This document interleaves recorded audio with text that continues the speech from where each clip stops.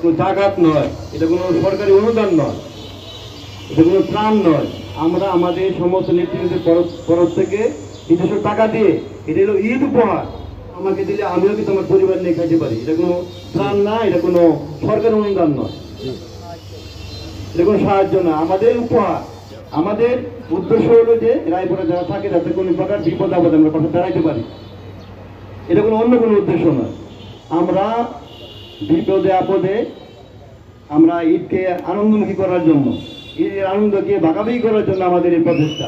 রায়পুরায় বিএনপির ঈদ উপহার কর্মসূচিতে প্রায় ৭০টি পরিবার পেল ঈদ উপহার।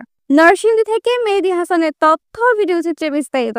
ঈদের আনন্দ সবার জন্য এই স্লোগানকে সামনে রেখে নরসিংদীস্থ রায়পুরা বিএনপির পরিবারের উদ্যোগে ৭০টি অসহায় পরিবারের মাঝে ঈদ উপহার বিতরণ করা হয়েছে। ২৫ মার্চ মঙ্গলবার রায়পুরার ব্রাহ্মণদী চৌরাস্তা মোড়ে অনুষ্ঠিত হয় এই মহতী উদ্যোগ। বিএনপি পরিবারের নেতৃবৃন্দ সহ স্থানীয় গণ্যমান্য ব্যক্তিরা এতে অংশ নেন। বিএনপির নেতারা বক্তব্যে বলেন, ঈদ মানে আনন্দ, আর সেই আনন্দ সকলের মাঝে ভাগাভাগি করাই আমাদের উদ্দেশ্য।